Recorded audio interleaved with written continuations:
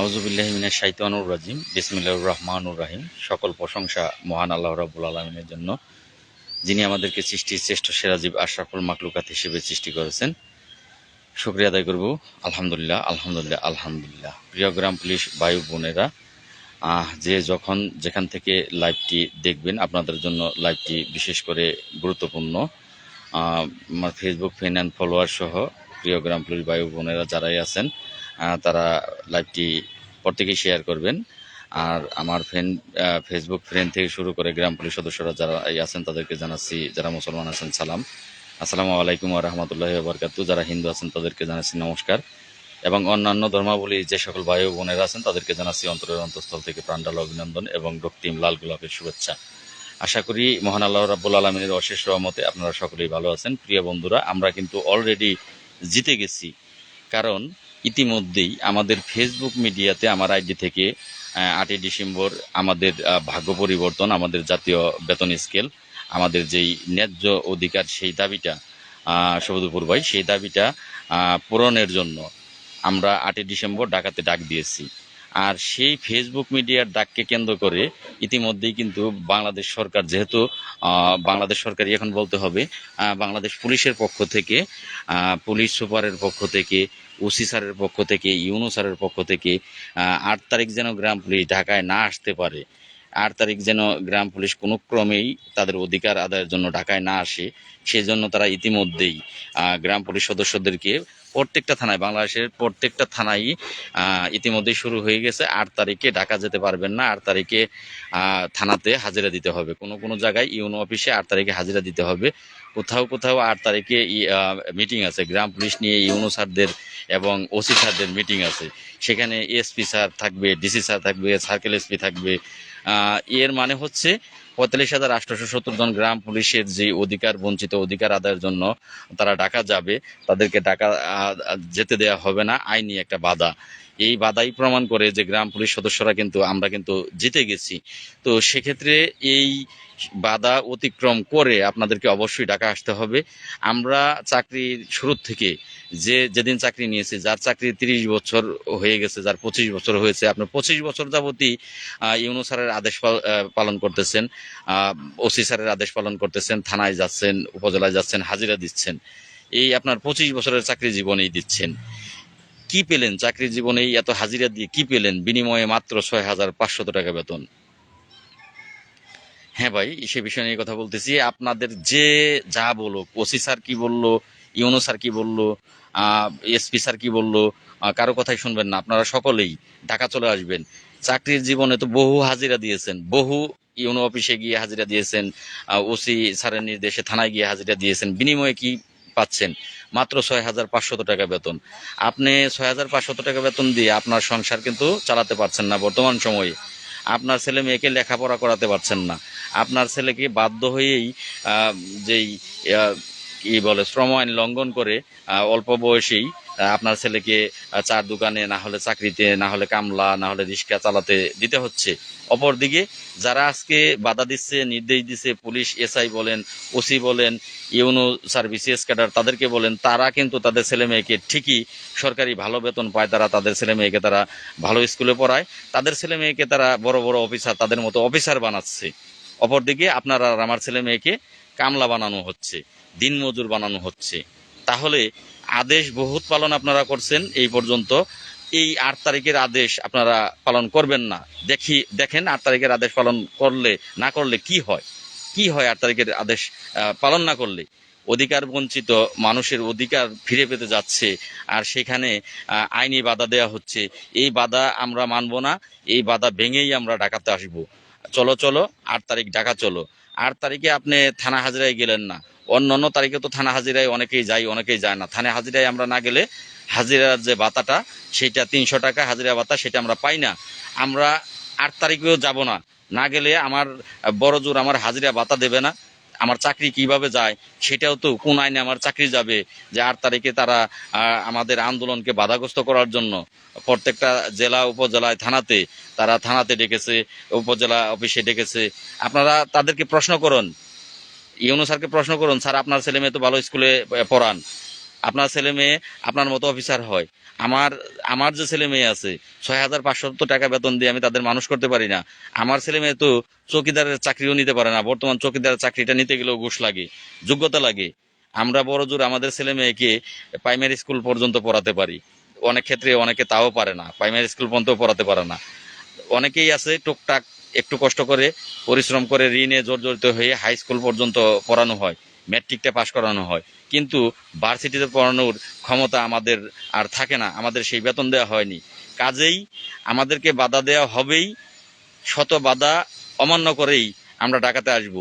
এই বাধাটা বিগত সরকার আমলে ছাত্ররা যখন বৈষম্য বিরোধী আপনার কি বলে কোটা সংস্কারের আন্দোলনে নেমেছিল জুলাইয়ের 1 তারিখে, তাদেরকে বিগত সরকার কিন্তু পদে পদে বাধা দিয়েছিল, পদে পদে 1 তারিখ থেকে আন্দোলন শুরু করে পদে পদে বাধা দিয়েছিল। তারাও কিন্তু এই বাধা অতিক্রম করে ঠিকই তারা 36 দিনের মাথায় অবশেষে কোটা সংস্কারের আন্দোলনটি সরকার পতনের আন্দোলনে রূপ নেয়, সরকার পতন করেই ছেড়েছে। আসলে কাউকেই থামিয়ে রাখা যায় না, কাউকেই। অধিকার বঞ্চিত মানুষগুলো যদি আর আহ, নির্যাতিত মানুষগুলো যদি একবার একবার রুখে দাঁড়াতে শিখে, তাহলে তাদেরকে কিন্তু আর নির্যাতন করা যায় না, তাদেরকে আর রোখা যায় না। যদি তারা রুখে দাঁড়াতে শিখে, ভিতুরা বারবার মরে আর সাহসীরা একবার মরে। যদি আপনার কি লজ্জা হয় না যে আপনার ছেলে মেয়ে স্কুলে, একটু দূরে স্কুল হলে যেতে 10 টাকা গাড়ি ভাড়া লাগে, আসতে 10 টাকা গাড়ি ভাড়া লাগে, 20 টাকা গাড়ি ভাড়া লাগে। এই 20 টাকা গাড়ি ভাড়ার অভাবে আপনার ছেলে আপনার মেয়ে হেঁটে যায়, কারণ 20 টাকা করে গাড়ি ভাড়া দিতে গেলে মাসে 500 টাকা গাড়ি ভাড়া দিতে হবে, ওকে গাড়ি ভাড়া দিতে হবে, ও হেঁটে যায়। অন্যজনের ছেলে মেয়ে তারা স্কুলে টিফিন খায় 10 টাকা 20 টাকা, আপনার ছেলে মেয়ে তাদের মুখের দিকে তাকিয়ে থাকে, কারণ 10 টাকা 20 টাকা খেতে গেলে এখানেও 300 টাকা 600 টাকা মাসে লাগবে, আমরা দিতে পারি না। অন্যের ছেলে মেয়ে ভালো জামা কাপড় পরে, আপনার আমার ছেলে মেয়ে ভালো জামা কাপড় পরতে পারে না, অন্যের ছেলে মেয়ের মুখের দিকে তাকিয়ে থাকে। এটা লজ্জা, এটা 45,870 জন গ্রাম পুলিশের লজ্জা। এই জীবন থাকার চেয়ে মরে যাওয়া অনেক ভালো, বারবার মরার চেয়ে একবার মরা অনেক ভালো। আমরা সকল বাধা অতিক্রম করে আমরা কোনো বাধাই মানব না। আমাদের 8 তারিখে যদি থানায় না গেলে চাকরি না থাকে, কতজন মানুষের চাকরি যাবে, একযুগে কতজন মানুষের চাকরি যাবে। বাংলাদেশের আইন বলতে একটা কিছু আছে, আপনি হাজিরায় গেলেন না, আপনি আপনার অধিকার আদায়ের জন্য ঢাকা আসলেন, আর আপনার চাকরি চলে যাবে। আমাকে গ্রেপ্তার করা হোক না, 8 তারিখে আন্দোলনের ডাকটা আমি দিয়েছি, পারলে আমাকে গ্রেপ্তার করা হোক, যে কোন আইনে কোন বিধানে আমাকে গ্রেপ্তার করা হবে। এটা আমার সাংবিধানিক অধিকার। আমার অধিকার বঞ্চিত, অধিকার ফিরে পেতে আমি রাজপথে দাঁড়িয়ে কথা বলবো, এটা আমার সাংবিধানিক অধিকার। তো যাই হোক, আপনারা যতক্ষণ পর্যন্ত ভয়কে জয় করতে না পারবেন ততক্ষণ পর্যন্ত আপনারা হেরে যাবেন। হ্যালো, আসসালামু আলাইকুম। হ্যাঁ দাদা, আলহামদুলিল্লাহ দাদা। হ্যাঁ দাদা, কেমন আছেন? এই তো দাদা।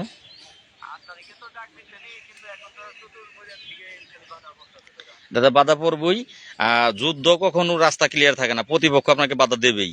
যুদ্ধে যদি যায় না, আপনি চিন্তা করেন যে বাধা পাইবেন না, আপনি এমনিই যায় না জয় করবেন, তাইলে তো হইতই।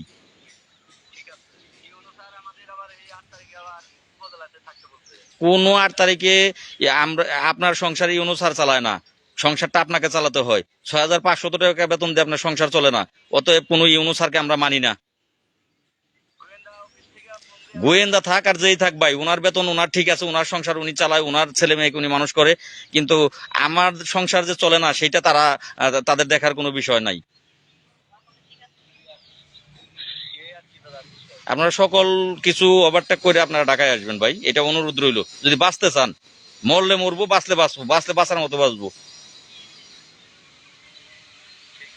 আচ্ছা আচ্ছা, ধন্যবাদ ভাই।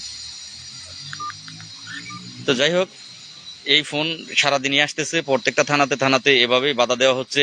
নরসিংদী থেকে এডিসি স্যার আমাদের মনোহরদী থানায় এসেছিল, আজকে 3 দিন অভিযানের কাজ করবে ভাই। এগুলো ধন্যবাদ আপনাদের। ইউনো আসলে বললে ভাষা হারিয়ে ফেলি যে এই গরিব মানুষের সাথে সবাই পারে, গরিব মানুষের সাথে সবাই পারে। আমি বর্তমান দেশ পরিচালনাকারী দেশের প্রধান উপদেষ্টা ডক্টর ইউনূস স্যারকে বলতে চাই, স্যার, ধমক দিয়ে না, আমাদের ভয় দেখিয়ে না, আমাদের ন্যায্য অধিকার আদায়ে পুলিশি বাধা সৃষ্টি করে না। যদি সম্ভব হয় আপনি পারেন, তাহলে আমাদের ন্যায্য অধিকার সেটা ফিরিয়ে দিয়ে আমাদের এই দেশের একজন অত্যন্ত প্রহরী হিসেবে কাজ করার সুযোগ করে দিন। আন্দোলন আটকে রাখা যায় না, এটা আপনিও জানেন। আপনিও যে সরকার বর্তমান হয়েছেন, আপনার সরকারটাও আন্দোলনের মাধ্যমে এই দেশের সরকার পতন করে আপনি সরকার হয়েছেন। আপনার এটা বোঝা উচিত যে আসলে এই ন্যায়সঙ্গত আন্দোলন কখনো দমন করা যায় না। নির্যাতিত মানুষ যদি একবার গর্জে উঠে শুরু করে, তাহলে তাদেরকে আটকে রাখা যায় না। তারা ঠিকই আজকে না হয় কাল, কাল না হয় পরশু, তারা কিন্তু গর্জে ঠিকই ওঠে। আমিলাল মিয়াকে আটকালে হাজারটা লাল মিয়ার এখন জন্ম হয়ে গেছে। কয়জন গ্রাম পুলিশ আটকাবেন?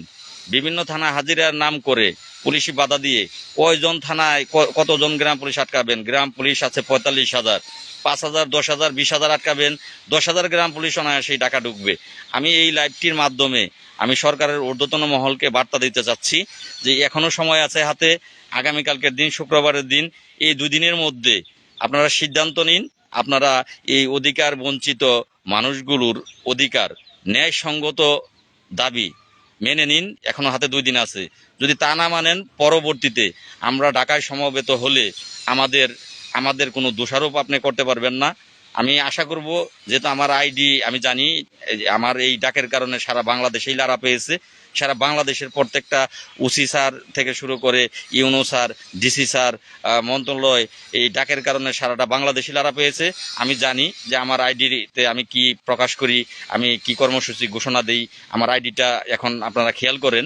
তো আমি আমার এই আইডির মাধ্যমে, এই লাইভটির মাধ্যমে আপনাদের এই বার্তা দিতে চাচ্ছি যে নির্যাতিত, অবহেলিত মানুষগুলো, দীর্ঘদিনের অধিকার বঞ্চিত মানুষগুলোকে ধমক না দিয়ে, তাদেরকে আইনি গেরাকলে না আটকিয়ে, তাদেরকে আইন দিয়ে, তাদেরকে পুলিশ দিয়ে বাধা না দিয়ে, তাদের যে ন্যায় সঙ্গত অধিকার, সেই অধিকার ফিরিয়ে দিন। এখনো 2 দিন হাতে আছে। এই 2 দিনের মধ্যে যদি আপনারা ৪৫,৮৭০ জন গ্রাম পুলিশের অধিকার, ন্যায়সঙ্গত অধিকার ফিরিয়ে দেন, তাহলে আমরা ঢাকাতে যাব না। যদি এই 2 দিনের মধ্যে ফিরিয়ে দেন, আর যদি এই 2 দিনের মধ্যে ফিরিয়ে না দেন, তাহলে কিন্তু আমাদেরকে আপনি যত পুলিশ দিয়ে আটকিয়ে রাখেন, এই বৈষম্য বিরোধী আন্দোলনকেও পুলিশ দিয়ে আটকিয়ে রাখার বহু চেষ্টা করা হয়েছে, পুলিশ দিয়ে গুলি করে হত্যা করা হয়েছে, কিন্তু আটকে রাখা শেষ পর্যন্ত যায়নি। তো আমাদেরকেও আপনি আটকিয়ে রাখতে পারবেন না। আমরা ঠিকই আমাদের অধিকার আদায়ের জন্য আমরা ঢাকাতে যাব। তো আমরা চাই না, তার আগেই আশা করব যে আমার এই লাইভটি আপনার কান পর্যন্ত পৌঁছাবে। আমাদের যেই ন্যায্য দাবি, 2011 সালে গেজেট আছে, মহামান্য হাইকোর্টের রায় আছে আমাদের জাতীয় বেতন স্কেলের, সেইটা বহাল করবেন এই 2 দিনের মধ্যে, বৃহস্পতিবার এবং শুক্রবারের মধ্যে। তা যদি না করেন, আমরা ঠিকই কিন্তু শনিবারে উপস্থিত হব। শনিবারে যদি গ্রাম পুলিশ কিছু আটকাও খায়, বিভিন্ন জায়গায় না আসতে পারে, রবিবারে ভেঙে চুরে গ্রাম পুলিশ আসবে। রোববারে আটকাবেন, সোমবারে আসবে। কদিন আটকাবেন? আমাদের দাবি, ন্যায় সঙ্গত দাবি আদায় না হওয়া পর্যন্ত আমরা রাজপথে দাঁড়াবো। আমি যাব, আমার মতো অনেকেই আসবে। আমি এই আদেশ মানব না, এই অন্যায় আদেশ যে রবিবার দিন ইউনো অফিসে থাকতে হবে, রবিবার দিন থানায় হাজিরা প্যারেডে থাকতে হবে, এটা একটা অন্যায় আদেশ। এই অন্যায় আদেশ আমি মানি না। আমি অন্যায় আদেশ না মেনে আমি ডাকাতে যাব। আমার মতো অন্যায় আদেশ আপনাদের অনেক গ্রাম পুলিশ মানবে না, তারা ডাকাতে আসবে। তারা চাকরির ভয় করে না। 6,500 টাকা বেতনের চাকরি থাকলেও যা, গেলেও তা। তো অতএব আপনারা এই ন্যায়সঙ্গত দাবি এটা আটকে রাখতে পারবেন না। আজকে না হয় কালকে এটা গর্জে উঠবেই। ভাই, যাদের এখানে আটকে দিয়েছে, আমি আবারও আপনাদের বলতেছি, অল্প সময় লাইভটি বিদায় নিব। কারণ প্রত্যেকে শেয়ার করবেন, পরবর্তীতে দেখবেন। আপনারা কারো আদেশ মানবেন না। চাকরির বয়স আপনার যদি 10 বছর হয়ে থাকে, 10 বছরে বহু আদেশ মেনেছেন, কি লাভ হয়েছে? 6,500 টাকা তার বিনিময়ে পাচ্ছেন। তো তাদের আদেশ না মানলে কি হবে? আমরা চাকরি করি স্থানীয় সরকারের, আমরা কিন্তু স্বরাষ্ট্র মন্ত্রণালয়ের অধীনে চাকরি করি না। অতএব স্বরাষ্ট্র মন্ত্রণালয়ের আদেশ না মানলে আমার কি হবে? কিচ্ছু হবে না। হ্যালো, আসসালামু আলাইকুম।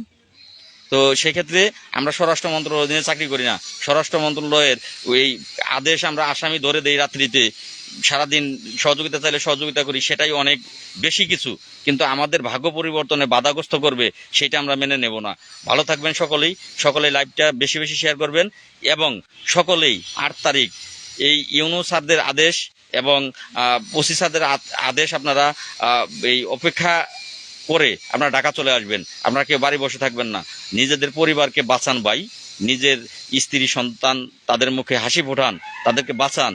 আমরা মারা গেলেও আমাদের পরবর্তী প্রজন্ম তারা তো পাবে, তাদের অধিকার ফিরিয়ে দিতে, সম অধিকার ফিরিয়ে দিতে, বৈষম্য দূর করার জন্য আপনারা অবশ্যই ঢাকা চলে আসবেন।